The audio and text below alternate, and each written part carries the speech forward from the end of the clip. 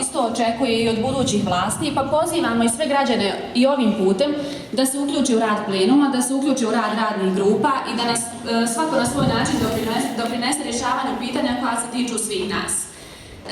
Želim prvenstveno istaći da je na prošlom plenumu, koji je održan 6.3.2014. godine, usvojen zahtjev gdje je traženo od Skupštine Tuzlanskog kantona da održi javnu raspravu, to jeste sjednicu na koju će biti pozvana javnost. Također bit će pozvani i svi kandidati za mandatara za sastav vlade Tuzlanskog kantona kako bi se isti očitovali iznijeli ukratko svoje programe i plan rada, a da sve to obavezno prenosi televizija Tuzlanskog kantona.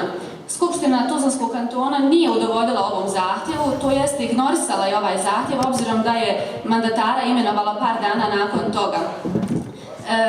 Želimo također podsjetiti da plenum do sada nije odlučivao o imenu mandatara, plenum nije birao mandatara, nije predložio niti jednog kandidata za mandatara.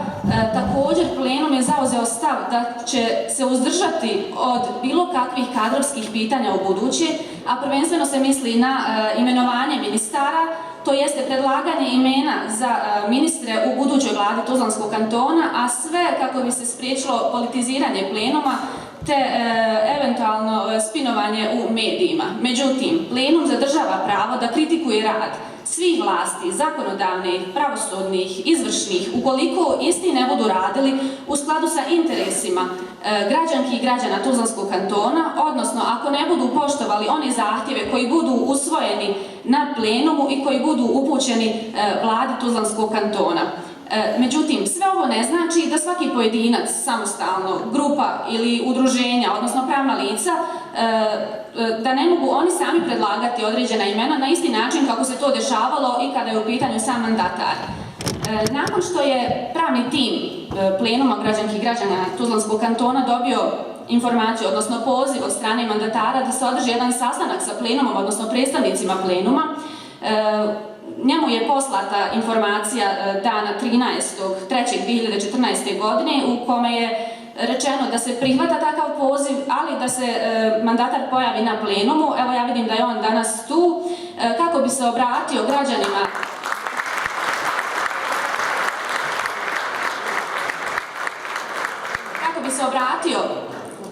građanima Tuzlanskog kantona, odnosno kako bi se obratio plenumu, tako da će on imati priliku da ukratko izloži svoj plan i program ili eventualno što on bude smatrao da je bitno. Međutim, ja želim podsjetiti samo na neke prioritetne zahtjeve, kako plenum, tako i samog mandatara, iako je on upoznat. Naime, uz samu tu informaciju dobio je i proglas koji je sadržavao sve zahtjeve dosadašnji. Pa evo, najznačajniji zahtjevi su sljedeći. Da nadležni organi procesuiraju lica za koja postoji osnovi sumnje da su počinjena krivična djela iz oblasti privrednog kriminala, posebno u propalim privrednim društvima. Zatim, da Skupština Tuzlanskog kantona, buduća vlada, kao i opštine Tuzlanskog kantona, donesu hitne i konkretne mjere u cilju pokretanja proizvodnje i privredne aktivnosti u kantonu. Zatim, da buduća ekspertna vlada Tuzlanskog kantona uspostavi nezavisno stručno tijelo koje će izvršiti reviziju privatizacije privrednih društava, zatim ocijeniti njihovo poslovanje, te u konačnici, nakon što utvrdi kakvi su rezultati te revizije, inicirati pokretanje određenih odgovarajućih postupaka kod nadležnih organa. Te u konačnici da opštinski sud u Tuzli ne otvara stečajne postupke sve do imenovanja vlade Tuzlanskog kantona. Ovo sve ne znači da su ostali zahtjevi manje bitni, da nisu značajni i da neće biti dostavljeni samo mandataru, odnosno budućem premijeru, ukoliko bude vlada i njeno imenovanje potvrđeno od strane Skupštine. Tako da napominjemo da će svi zahtjevi biti dostavljeni kako premijeru, tako i ministrima. U zavisnosti o kojem se resoru radi, ta grupa će i dostavljati zahtjeve. Kako večeras želimo čuti obraćanje mandatara plenumu građanki i građana Tuzlanskog kantona, želim samo podsjetiti da mi ne biramo mandatara, mi ne potvrđujemo njegovo imenovanje, znači želimo da ga čujemo. Njegovo imenovanje kao imenovanje imenovanje vlade izvršit će Skupština Tuzlanskog kantona u skladu sa Ustavom Tuzlanskog kantona, sa zakonom te podzakonskim aktima, posebno poslovnikom. Pa evo, ja bih ovim završila, pa možda evo da čujemo, da preuzmem ulogu moderatora, da čujemo mandatara, profesora Bahru Ivanovića.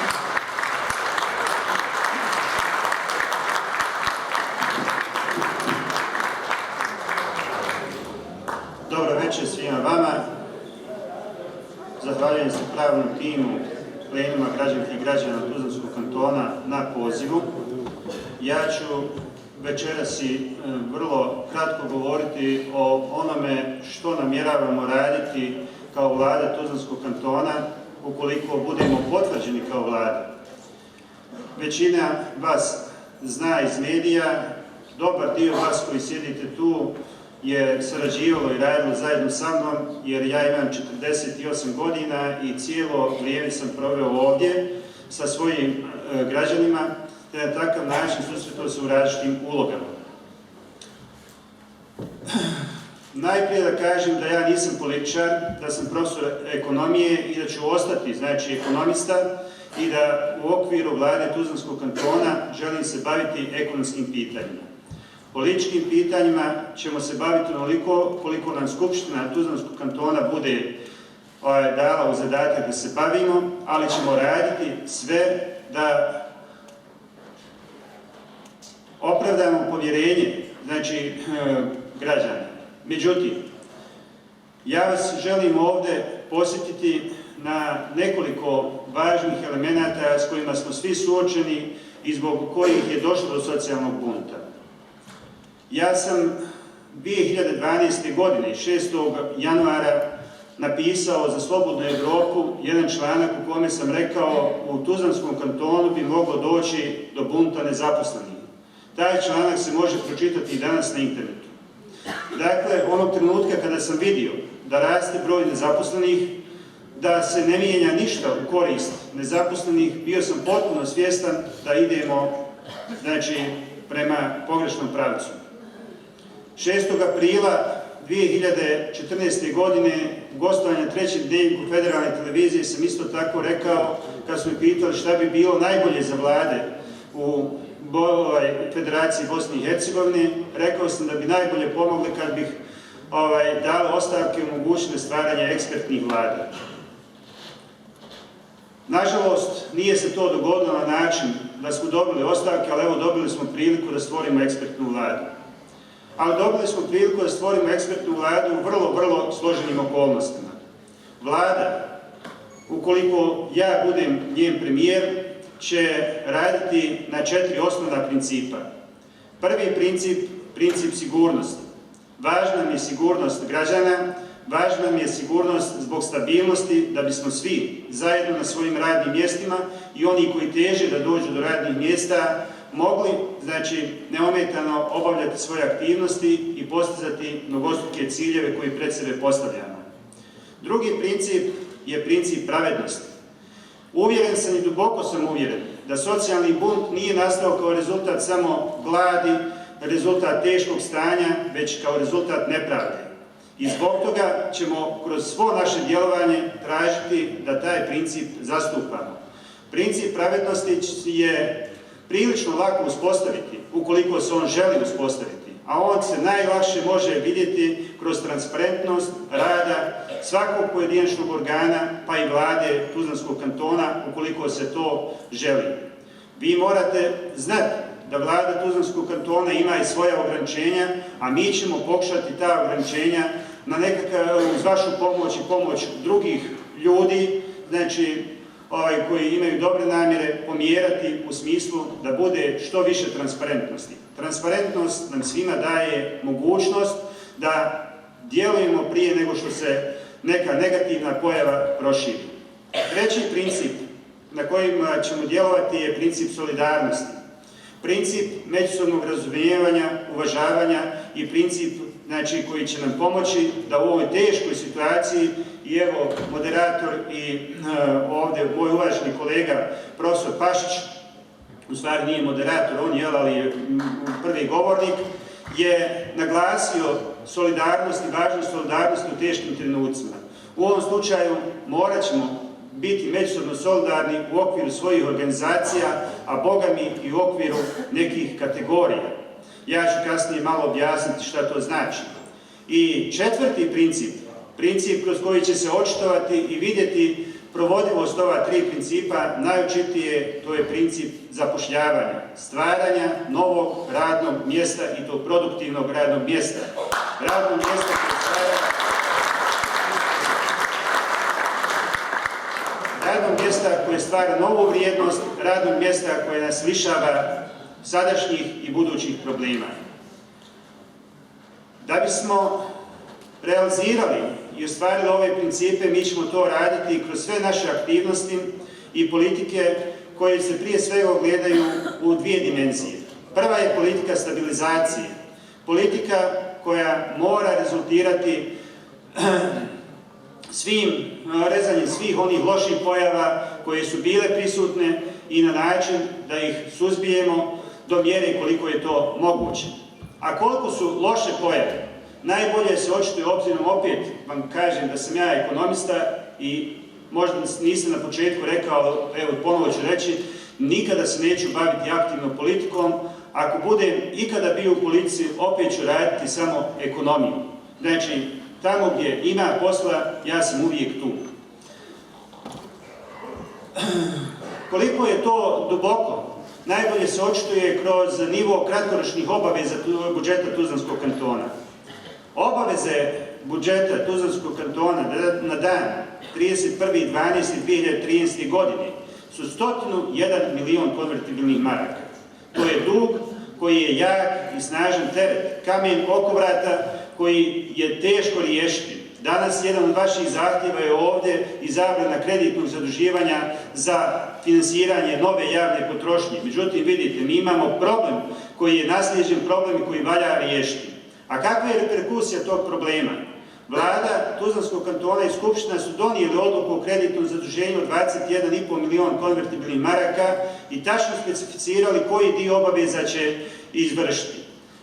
Ali to je samo 1/5. Opet ostaje 80 miliona obaveza.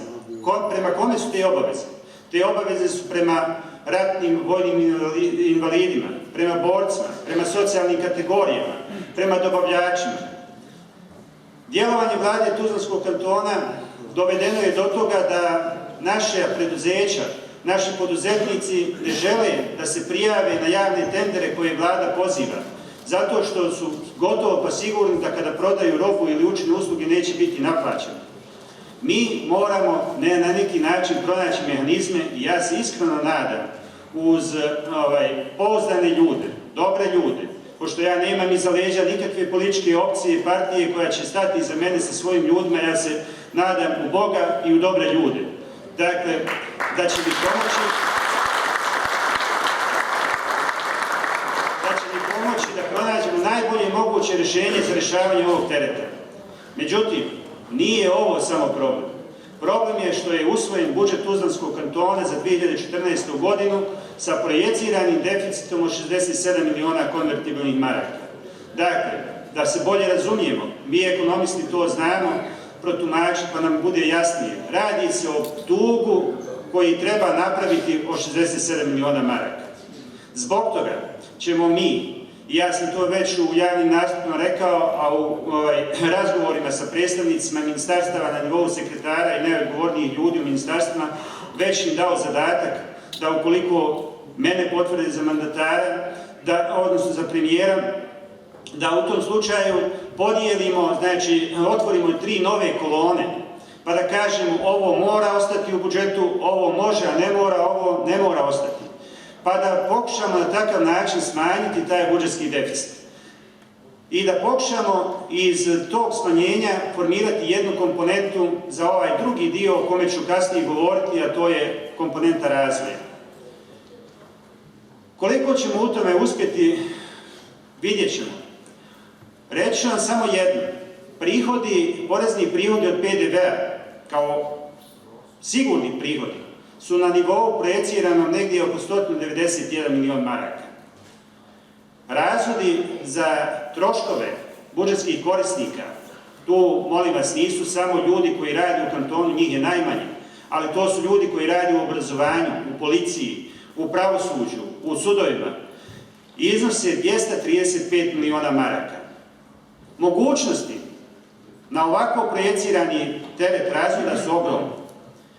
Mnogi će reći smanjite, znači, rashode kresanjem tih rashoda, ali se ulazi u jedan drugi problem i molim vas da to razumijete.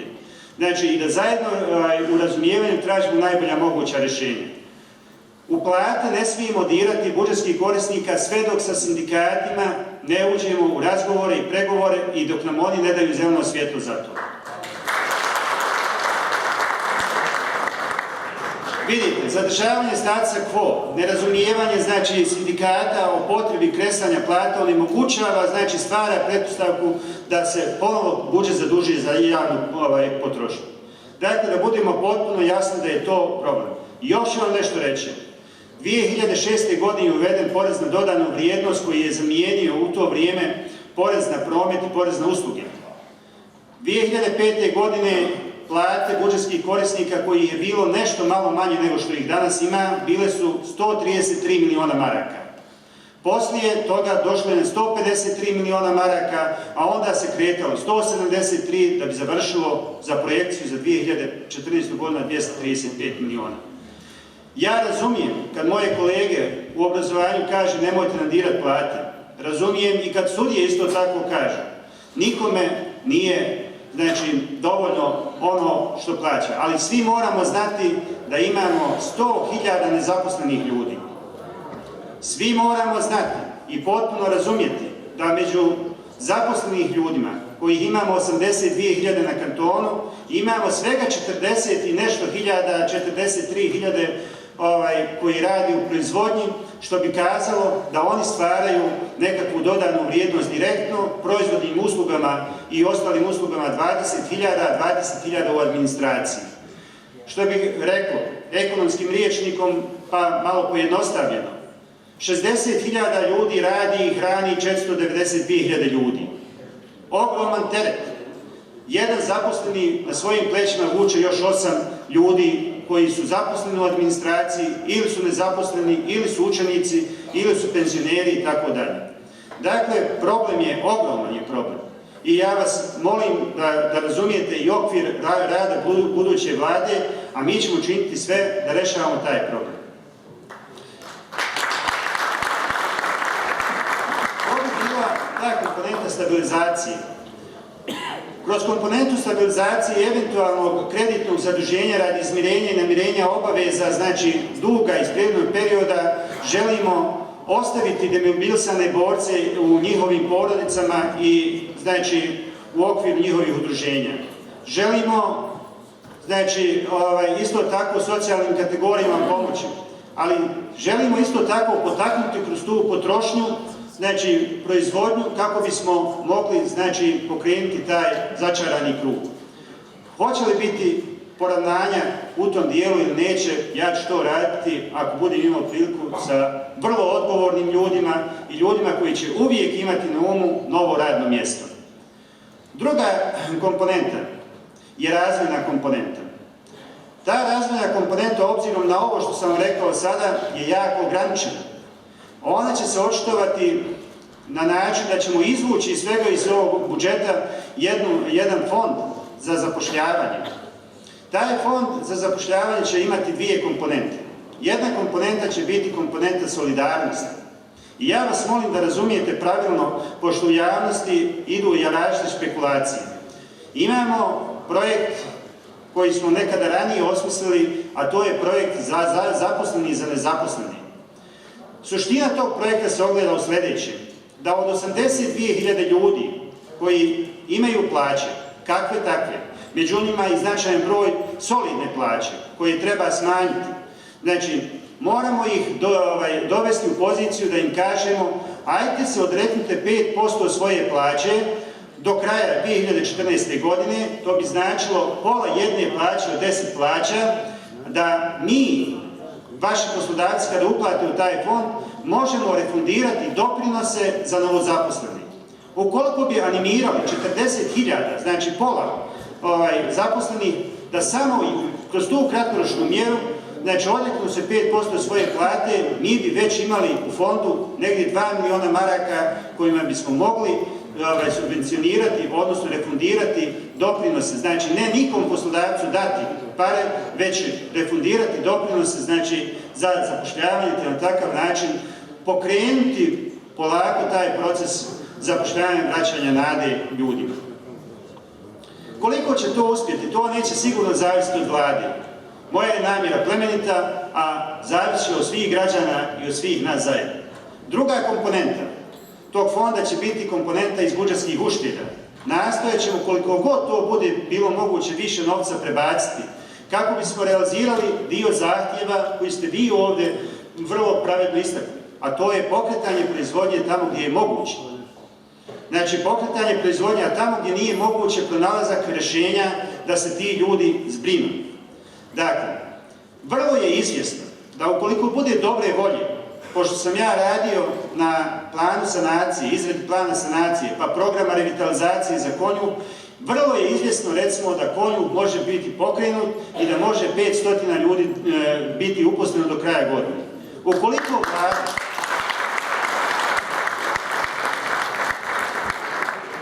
Ukoliko vlada bude se ponašala poduzetnički, o čemu se radi, evo ja ću vam reći, radi se o tome da je prema procenama sudskih vještaka vrijednost imovine Konjuha iznad 50 miliona maraka.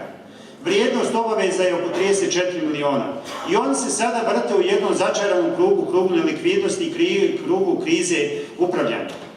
Ukoliko bi vlada kupila Konjuh i revitalizirala ga, izvršila financijsku konsolidaciju i nakon toga, kroz 3-4 godine, ponovo prodala taj Konjuh, oni bi zaradili najmanje 10 do 15 miliona maraka, a tamo bi ostalo da radi 500 ljudi. Moramo se okrenuti pitanju rješavanja DIT-a. Rekli su mi i stručnjaci i predstavnici sindikata da je moguće da je dole oprema u takvom stanju da se može pokrenuti, ali ima, nažalost, taj problem predstečajnog postupka koga mi moramo, i ja sam već obavio razgovor i sa predsjednikom suda i sa glavnim javnim tužiocem u tom smislu, molio ih kao ljude razumne, dajte ljudi da vidimo da to uradimo u korist radnika, ne u korist bilo koga, u korist radnog mjesta, novog radnog mjesta. Oni su potvrdili da će se aktivno raditi na tome. Ja vam moram priznati, ne znam ja puno niti o radu MUP-a, niti o radu tužilaštva, jer je to segment koji je izvan mog djela. Ali ću sigurno, uz pomoć opet onih koji znaju, biti vrlo aktivan u tom dijelu, da ih potičemo da oni u okviru svojih nadležnosti to rješavaju. Kod DIT-a je problem sljedeće prirode. Oni, znači, mogu proizvesti, ako se riješe ti problemi vlasničke prirode, ali ne mogu prodati. Mi ćemo morati zamoliti naše poslodavce, vlasnike velikih trgovačkih lanaca, da dođu, da kupe, pa i protiv nekakvog svog ekonomskog interesa određenu količinu proizvoda DIT-e, pa da pokrenemo do kraja godine tu DIT-u i da vidimo onda, a i vi, Boga mi, kad odete u trgovine, odete na kupiti proizvode.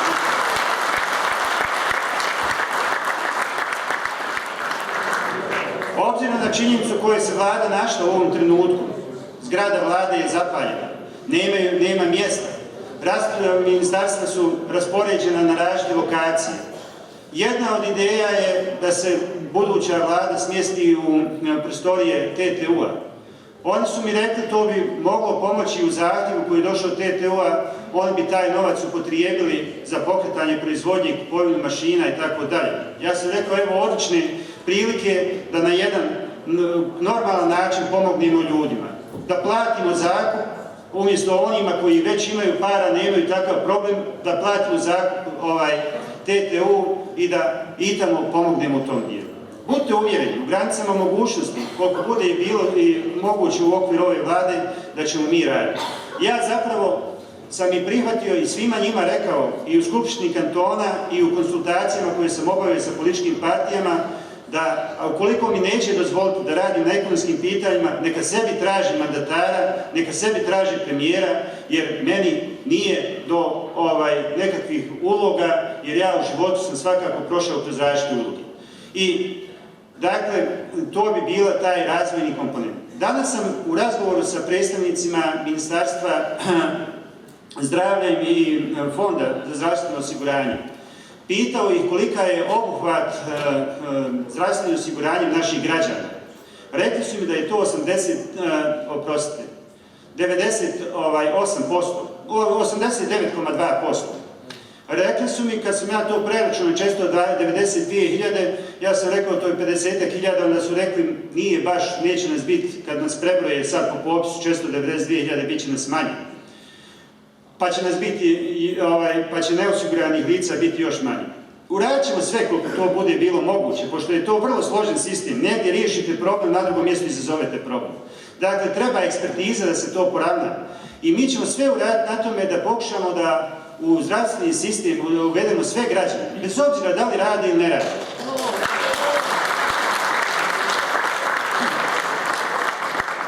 To je ustavna kategorija i mi ćemo morati na njoj poraditi. Jedan od načina kako ćemo riješiti dio tog problema je da ona sredstva koja Ministarstvo poljoprivrede Tuzlanskog kantona daje kroz različite grantove, poticaje poljoprivrednim proizvođačima malo preispitamo. Da vidimo da iz tih sredstava odvojimo dio sredstava pa da kažemo: gospodo vlasnici poljoprivrednih gazdinstava, izvolite, registrujte se kao obrtnici. Platite, znači, to sve što treba, mi ćemo vam refundirati te pare. A zamolit ćemo načelnike općina da im omoguće da to bude što manje para za registraciju obrta. A onda ćemo razmotriti tu situaciju u vladi, a mislim da će to biti moguće, ne samo u ovom mandatu, da ne bismo sutra neki koji dođu poslije nas, da ne bi ljude doveli u neugodnu situaciju, već garantirati najmanje 5 godina da će vlada kroz svoje programe platiti doprinose za te naše individualne proizvođače, poljoprivredne proizvođače. Zbog čega je to nama sada važno? Važno je što možemo na takav način najmanje 2000 ljudi u dvogodišnjem periodu uvesti u sistem, znači obrta, i na takav način on kad je u sistemu obrta isplaćuje sam sebi plaću, mi mu plaćamo doprinose, doprinosi jačaju naše fondove, penzione i zdravstvene fondove, a njegova porodica ima zdravstvenu zaštitu. On ima razloga da promišlja o tome da ostane na selu na svom gazdinstvu. Možda malo od vas ko se bavi time i proučavanjem, mene to priroda posla moga tjerala. 33.000 ljudi u Tuzlanskom kantonu, među nezaposlenima su ljudi koji imaju samo osnovnu školu ili nemaju ni osnovne škole.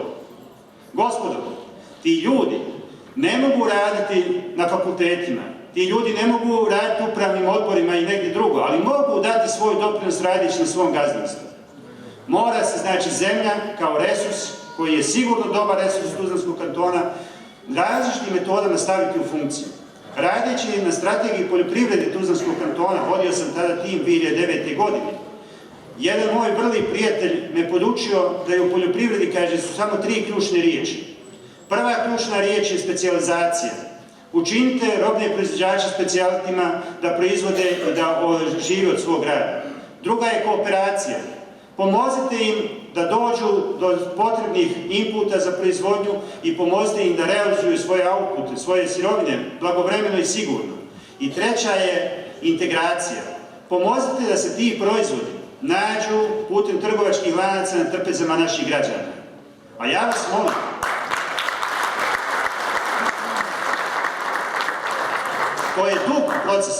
to je dug proces, njega možemo započeti.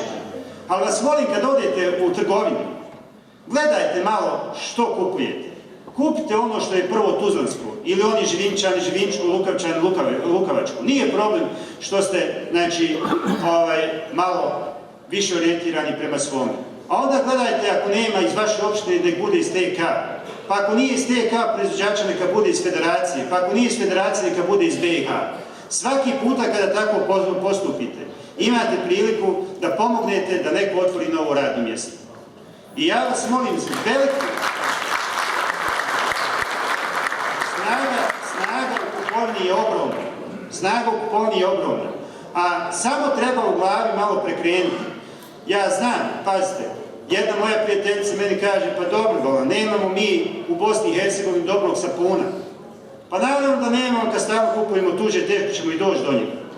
Ali ako budemo kupovali onaj naš koji je malo lošiji od uvoznog koji je bolji, mi ćemo doći do dobrog sapuna i doćemo do različitih dobrih tih stvari. Ne znam, ja bih vama mogao još govoriti o drugim elementima. Možda ste očekivali da ću ja večeras ovdje predstaviti ciljeve rada vlade i tako dalje. To je za ovaj skup jako složen proces. Prethodna vlada je uradila nacrt rada vlade naspram budžeta koji su oni uradili. I on je naurađen na negdje preko 100 i nešto strana. Popisano sve šta treba raditi.